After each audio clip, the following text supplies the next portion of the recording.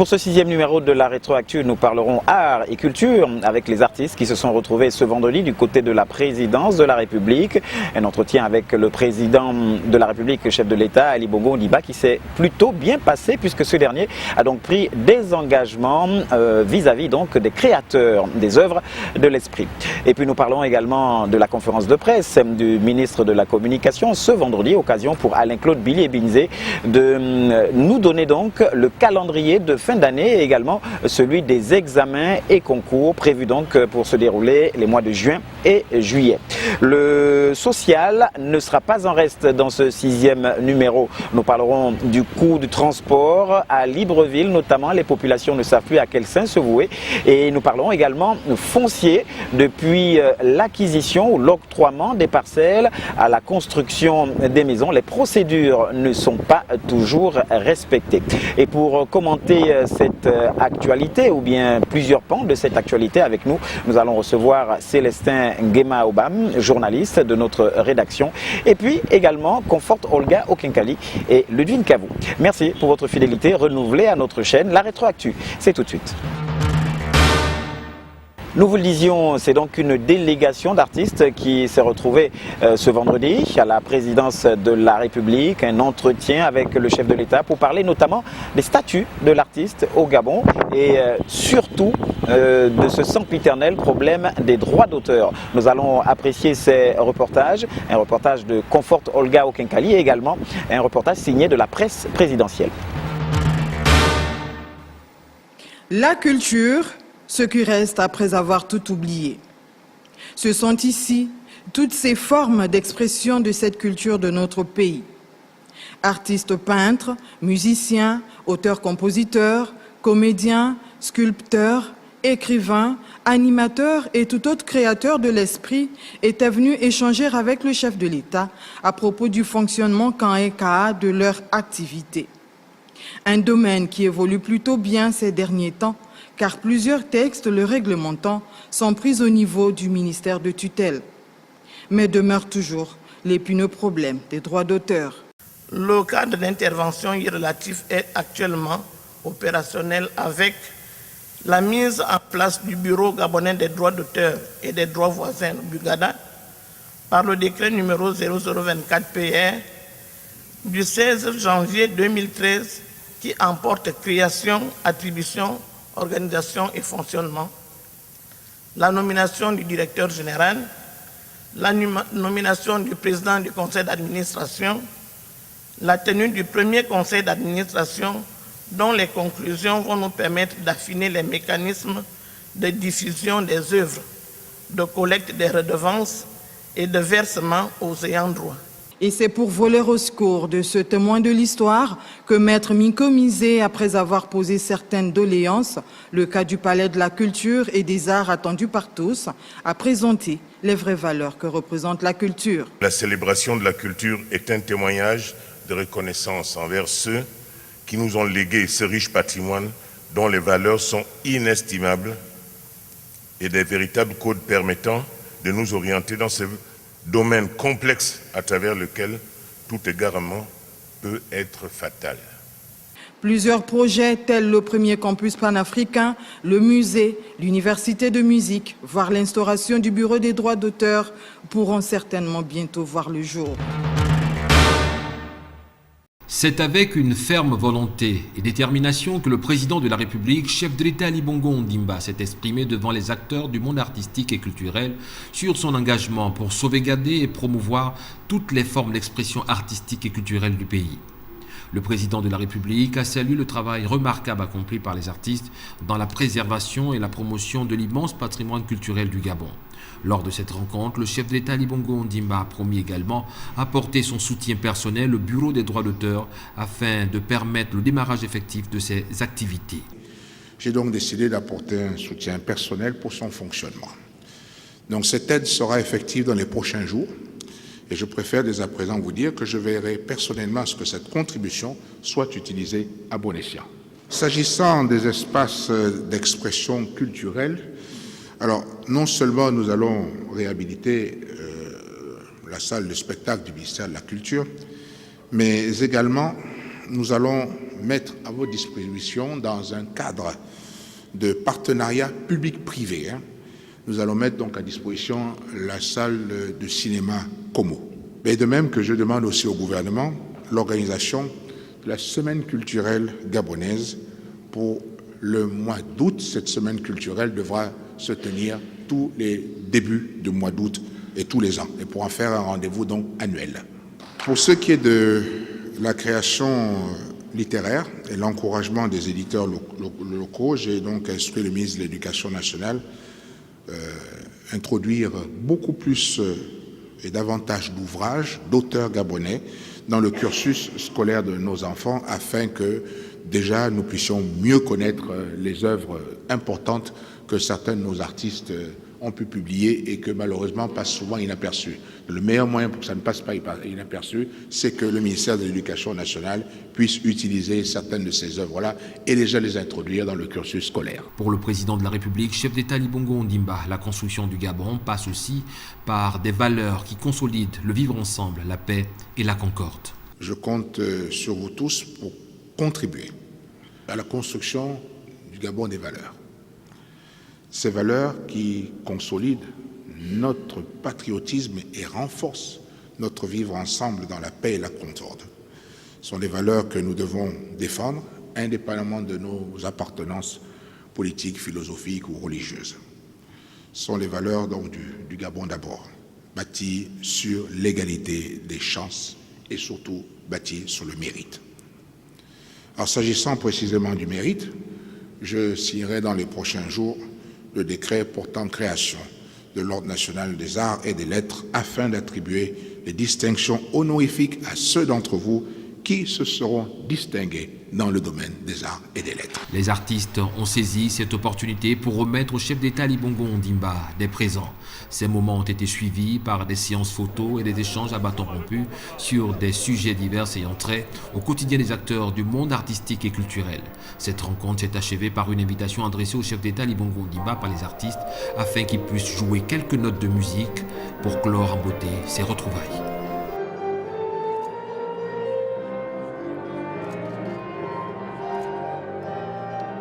Sur ce plateau, nous recevons donc Comfort Olga Okenkali. Comfort, bonsoir. Bonsoir, Monsieur Tibinda. Voilà, alors nous avons pu apprécier ce reportage que vous avez réalisé, bien sûr, grâce à votre caméraman, Francis Ngomo, qui était sur les lieux avec vous. Vous étiez donc du côté du palais de la présidence de la République, assisté à cette rencontre. Quelle était l'ambiance, l'atmosphère entre le chef de l'État et les artistes ?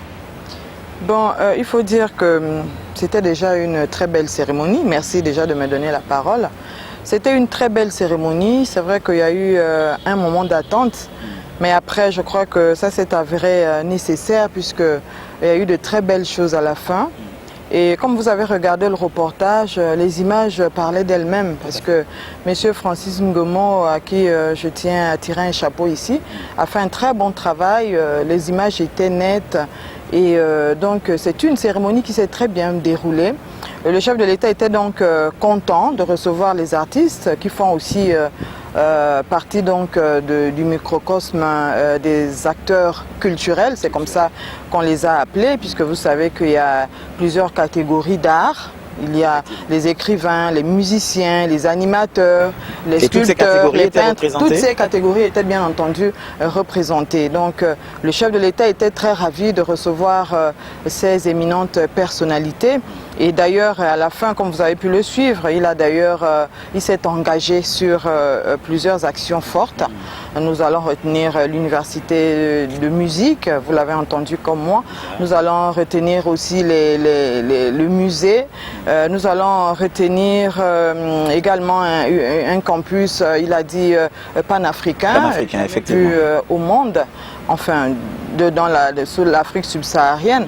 Donc ce sont des bonnes choses que le président a donc promises à ce monde des acteurs, espérant tout simplement que ces promesses de la promesse suivront les actes. Alors il y a eu peut-être dans l'engagement du chef de l'État des mesures qui pourront être exécutées immédiatement, puisque le chef de l'État parlait dans le cadre de ce partenariat public-privé de mettre à la disposition des artistes locaux. Oui. Et puis ce fonds, ou Bugada. Oui. Le Como, oui, parce qu'effectivement, les artistes, d'ailleurs, dans le discours, vous l'avez entendu, de Maître Miko Mizé, il a donc dépeint l'environnement, le paysage du monde des artistes. Et il a dit effectivement que c'était à l'enfant pauvre de la République, parce qu'il disait qu'ils étaient abandonnés à eux-mêmes, parce qu'ils n'avaient pas de subventions, un peu comme dans les autres secteurs. Donc ils ont réclamé un bon nombre de choses, et c'est certainement la raison pour laquelle le chef de l'État a promis la salle Como, la réhabiliter cette salle, pour qu'il puisse s'entraîner, pour qu'il puisse faire des expositions. D'abord, il a promis également, vous le savez, la semaine culturelle, désormais tous les mois d'août de chaque année. Ça, c'est une promesse ferme également qu'il a faite. Et puis, il est revenu, il ne faut pas l'ignorer, sur le Bugada, donc le Bureau des droits d'auteur, à qui ne fonctionne pas très bien. C'est vrai, il y a eu des nominations, il y a eu des articles, Madame le ministre l'a signalé, des articles, des ordonnances ont été donc mises en place. Il y a eu le premier conseil d'administration, puisqu'il a le président du conseil d'administration. Il y a beaucoup de choses qui ont été faites, mais toujours il y a comme du plomb dans l'aile. Mais je crois qu'avec cette annonce ferme du chef de l'État de s'investir personnellement dans ce projet afin de le mettre véritablement en branle, c'est sûr que le bureau des droits d'auteur verra véritablement le jour et que les choses vont démarrer d'ici peu. Alors, Olga Conforto-Quincali, est-ce que vous êtes arrivé à la même conclusion que nous? On a l'impression finalement que des instructions sont données, mais il y a toujours du plomb dans l'aile, comme vous dites, et tant que le chef de l'État n'a pas pris les choses en main, eh bien, les choses ne décollent pas. Oui, c'est un peu tout ce qui se passe chez nous.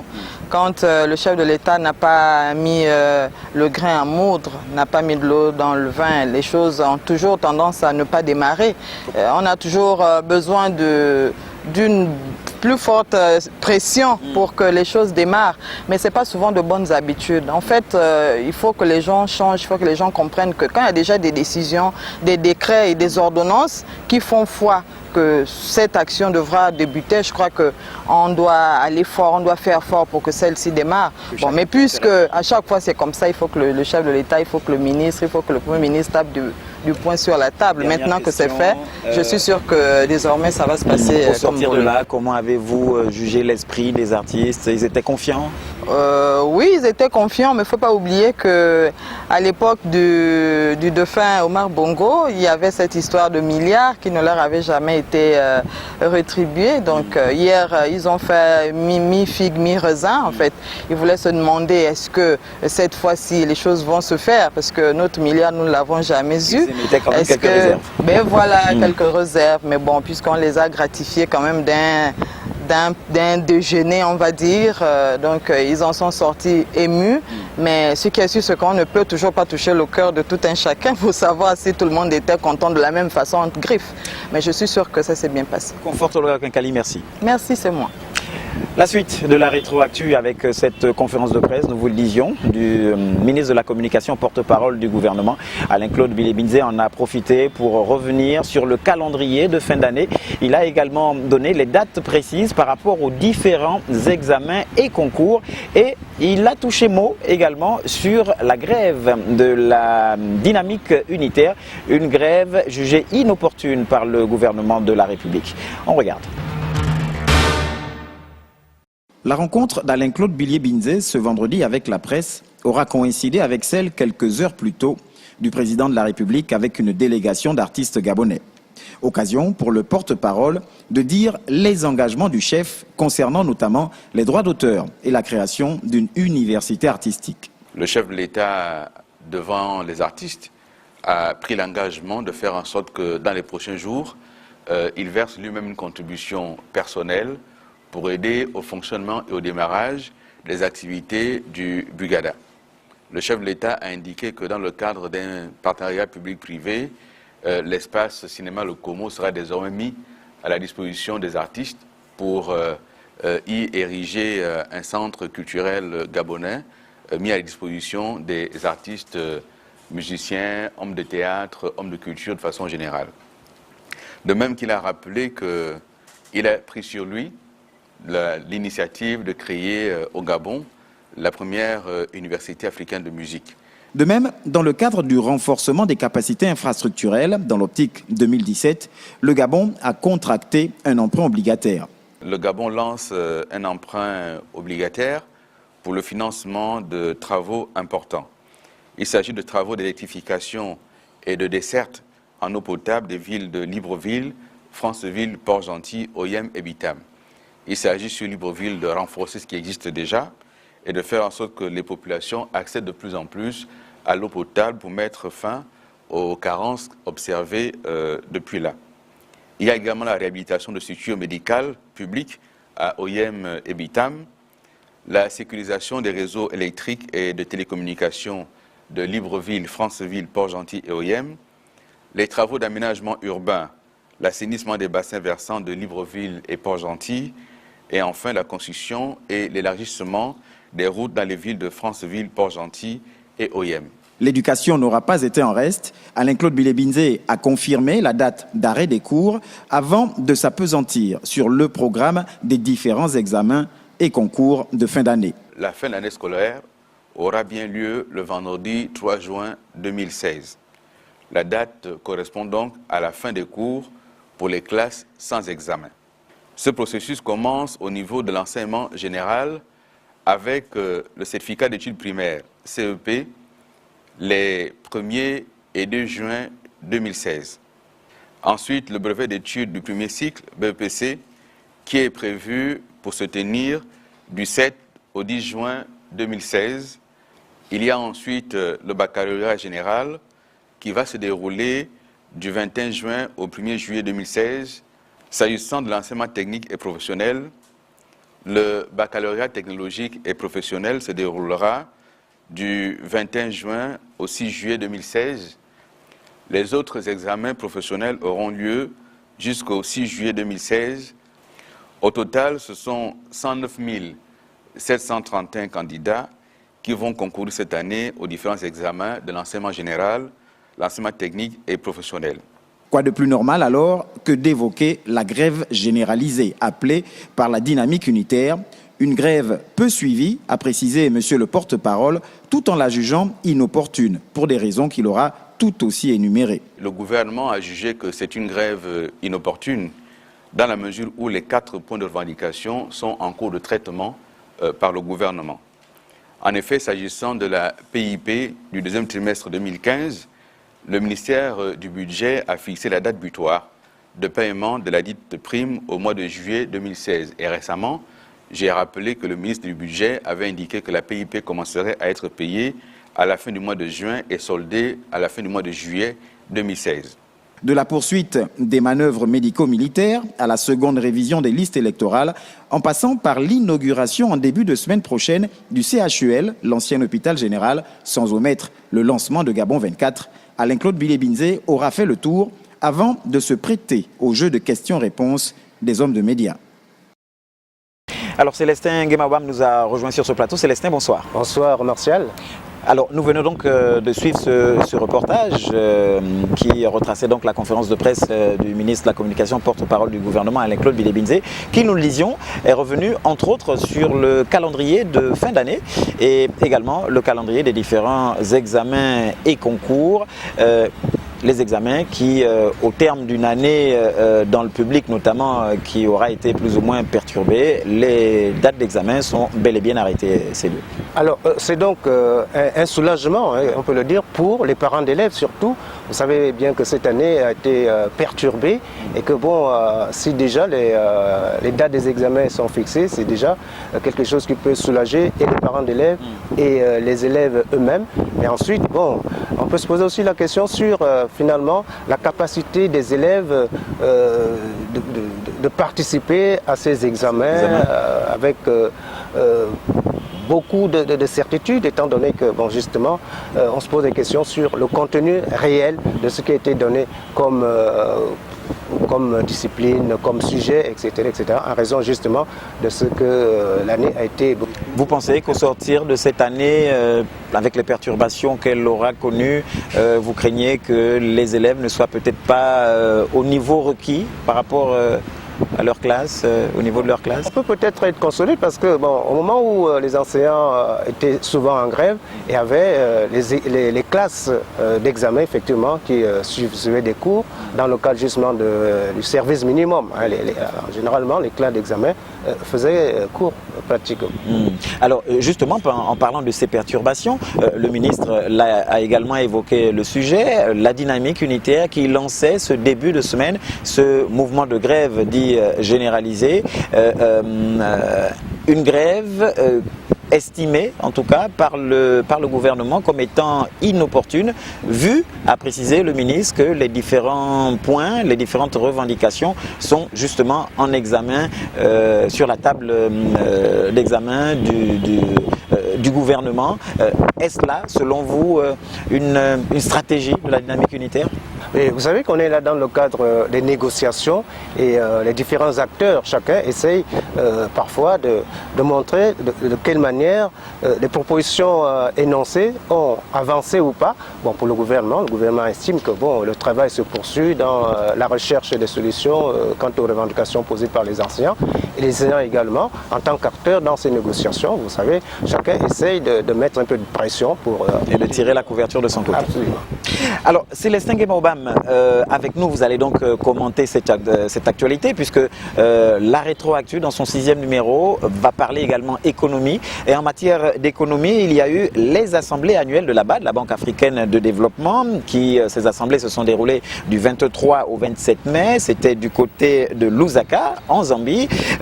Alors, c'était bien sûr dans sa 51e session.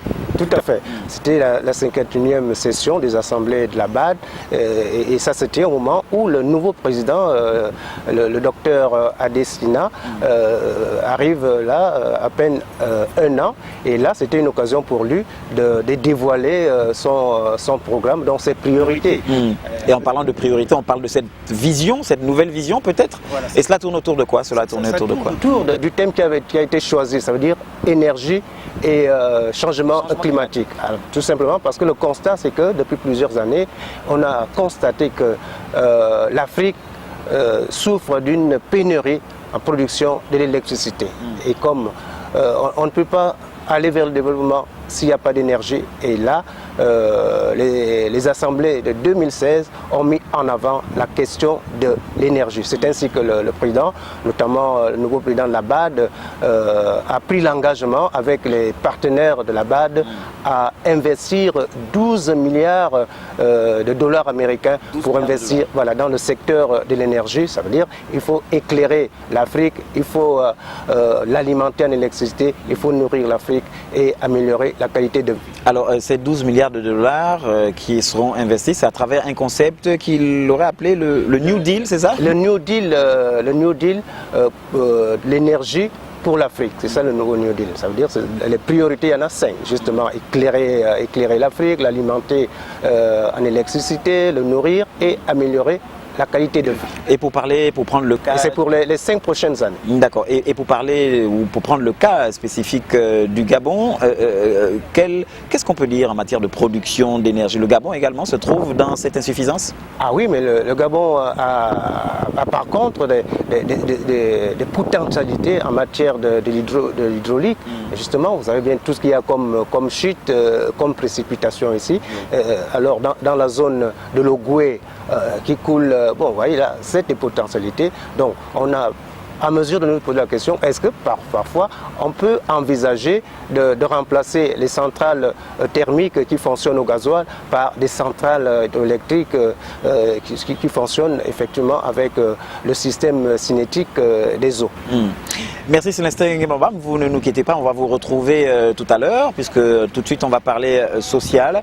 Et le social, la Rétroactu a retenu le coût du transport à Libreville, notamment les populations ne savent plus à quel sein se vouer, à Libreville et au Vendo, et également le foncier qui est également une préoccupation non seulement pour les populations, mais également pour les gouvernants, puisque de l'octroiement ou l'acquisition des terrains à la construction, eh bien, les procédures ne sont pas toujours respectées. On suit ces reportages et on vient juste derrière. Le coût du transport urbain et le confort des usagers à bord des taxis à Libreville, la capitale du Gabon, est au cœur d'une controverse. Entre le saucissonnage des parcours et le confort intérieur de ces véhicules, les clients seraient délaissés pour compte. Mais le taxi est devenu vachement cher. On ne peut même plus. Même pour les taxibus, c'est cher. Même les petits taxis, n'en parlons plus. Tu ne peux pas faire une petite licence si tu n'as pas 1000 francs ou 1500. Le taxi, c'est 18 places. Mais quand on charge, est-ce que c'est 18 places qu'on charge? Est-ce que normalement, c'est 4 places ou 5 places? Là, nous, on rend toujours les clients à l'aise. Puisqu'on mettait 19 places, ils nous ont obligés de mettre maintenant 17 places. Donc, nous, on continue toujours à marcher avec 19 places. Du côté du syndicat autonome des taximans du Gabon, le président de la Ligue Structure dénonce la panoplie des frais et taxes imposés aux transporteurs qui viennent étrangler l'exercice de cette activité. Vous vous rendez compte que, par exemple, ici, nous avons les kits taxi qu'on impose aux taximans. Donc, dans le kit, vous avez un polo, un chapeau taxi et une casquette à raison de 60 000 francs. Un taximan qui doit quitter, par exemple, à la gare routière pour aller à Mélène avec un montant de 5 100 francs à raison de 300 francs par tête et qu'il doit croiser 17 postes de contrôle. Le matin, l'après-midi, 17 postes de contrôle. En soirée, 8 postes de contrôle. Vous pensez qu'il doit s'en sortir comment? Fort heureusement pour les clients, le jeu de la concurrence permet à la société gabonaise des transports Sogatra d'organiser des dessertes dans les communes d'Akanda, Libreville et Ovendo à un coût modéré. Impossible de ne pas le remarquer. Le secteur de l'immobilier à Libreville enregistre un boom de construction.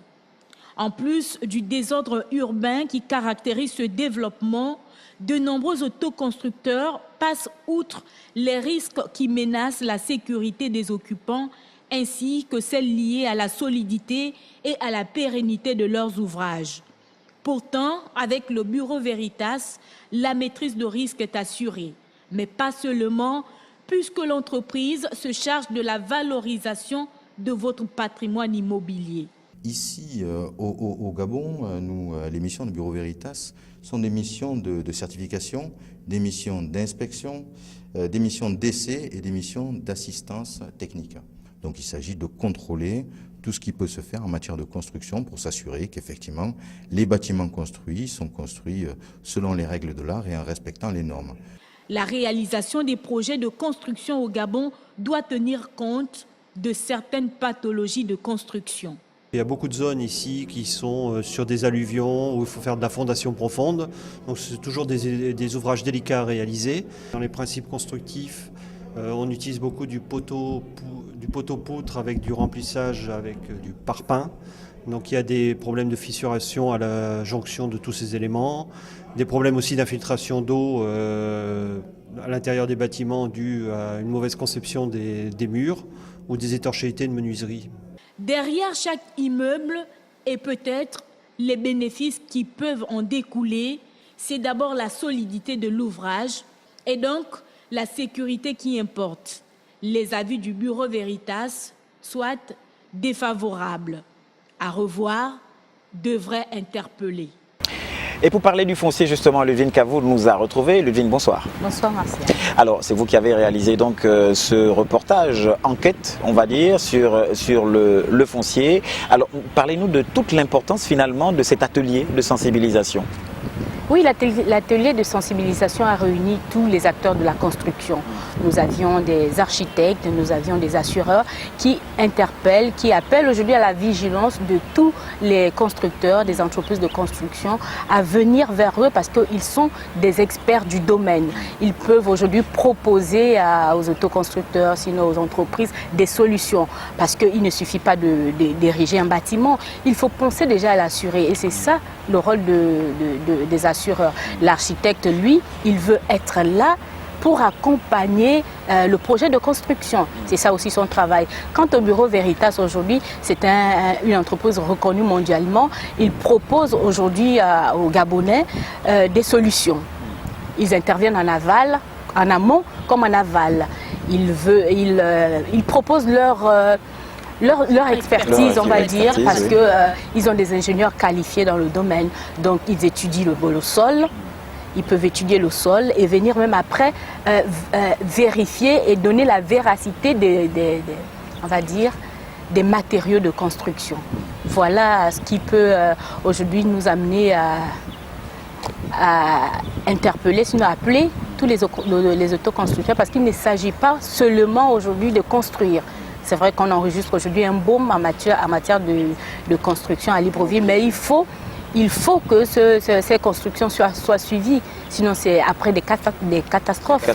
Et est-ce que le constat que vous avez fait sur le terrain, beaucoup de bâtiments fissurés, beaucoup de bâtiments sur certains terrains non viabilisés qui s'effondrent, est-ce que justement ce constat serait lié à ces procédures-là qui n'auraient pas été respectées? Bien sûr, Martial. Parce que la construction répond à une procédure. Et lorsque vous ne vous soumettez pas à la procédure, mais votre édifice court un danger. Et le danger, c'est quoi? C'est ce qu'on a enregistré en Zingayon, comme ils ont dit d'ailleurs dans le reportage, l'écroulement d'un bâtiment, ça va de l'écroulement et l'insécurité des occupants. Ce qui pourrait nous amener à des pertes en vie humaine. Luvin Kavou, merci. C'est moi qui vous remercie. Célestin Guébombam qui nous a retrouvés. Célestin, vous avez pu suivre avec nous d'abord ces différents reportages et nous allons tout de suite emboîter le pas à Luvin Kavou qui vous précédait à l'instant avec la problématique finalement du foncier au Gabon qui se fait ressentir dès lors que les différentes procédures ne sont pas respectées, ces lieux. Alors, justement, la question reste posée et là, le gouvernement a du travail, essaie de mettre de l'ordre, effectivement, dans ce domaine-là. Et notamment, vous savez bien, la situation de la ville de Libreville, par exemple, pour ne parler que de Libreville, vous voyez bien que le problème de la construction anarchique se pose, non seulement pas dans les quartiers, non seulement dans les quartiers dits sous-intégrés, mais également dans d'autres quartiers où on voit des grands immeubles s'élever. Et parfois on se pose la question, est-ce que les normes ont été respectées, etc. Bon, dans l'État devrait effectivement être très regardant, vigilant, pour qu'on ait effectivement des édifices qui peuvent tenir des années sans qu'il y ait des risques. Tout comme les autorités devraient peut-être être plus regardants en matière de coûts de transport. Les populations aujourd'hui ne savent plus à quel sens vouer. On l'a vu dans le reportage qui a précédé. Ah oui, mais voilà, c'est un autre problème, celui du coût de transport. Vous voyez bien que déjà au niveau de l'organisation du transport urbain, notamment les taxis qui font partie du secteur privé. Et étant donné que nous sommes là dans un système d'économie libérale, donc il est un peu difficile effectivement de réguler ce problème de prix de ce secteur, étant donné que les promoteurs, eux, se plaignent effectivement de ce que, à certains moments, le coût du gasoil, le prix du gasoil, etc. Donc se disent, finalement, pour essayer de faire des bénéfices, il va falloir augmenter les prix. Mais les consommateurs, les usagers se plaignent justement parce qu'à un moment donné, il y avait une réglementation qui disait pour tel tronçon, on payait 100 francs. Mais aujourd'hui, les mêmes tronçons reviennent aussi, les prix sont multipliés soit par 3, soit par 4. Justement, là, ça coûte cher, ça devient vraiment insupportable pour les usagers. Et des fois lié également à une certaine transversalité, notamment des fois les transporteurs qui demandent plus cher, lié des fois à l'état de certains tronçons routiers. Ah oui, voilà, vous voyez bien que les taxis qu'on appelle couramment les clandos, eux, ils vont dans des zones difficiles d'accès.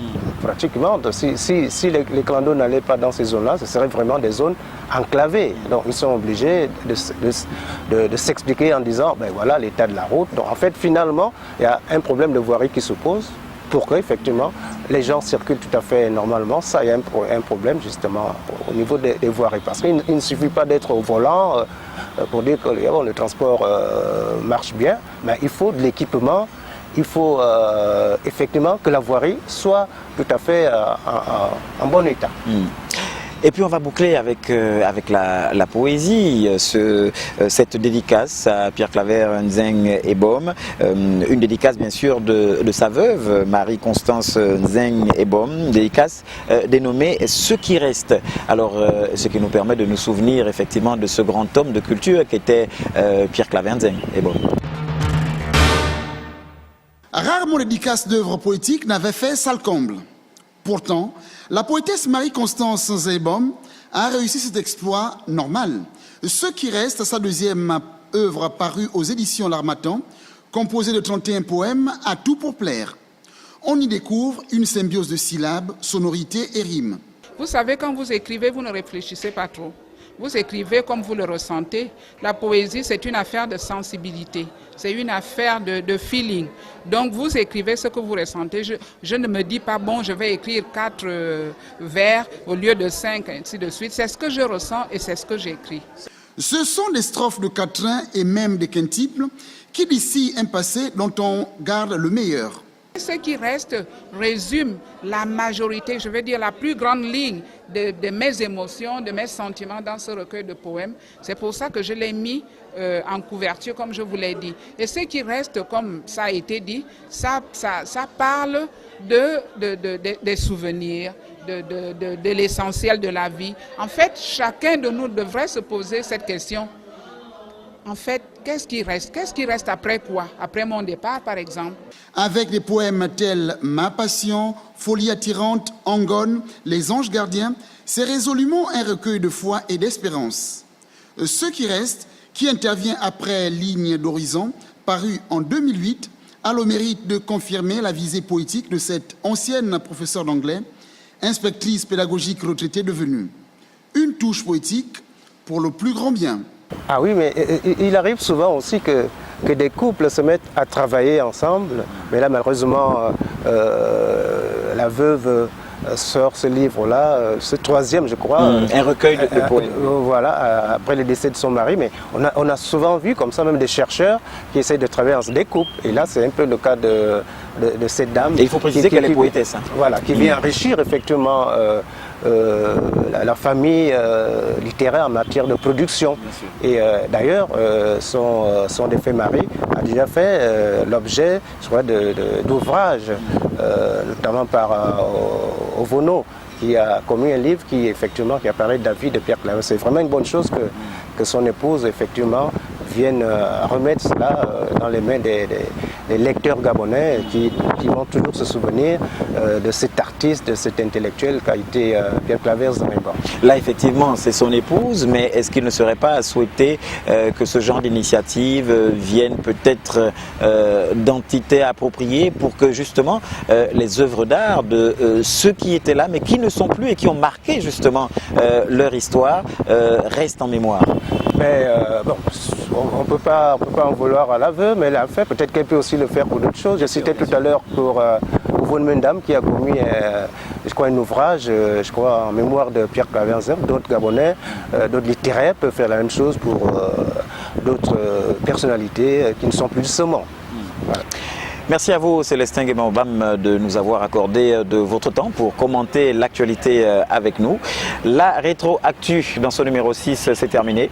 Merci à Célestin Guémaobam, à Comfort Olga Okenkali, à Ludwine Kavou. On se retrouve dimanche prochain.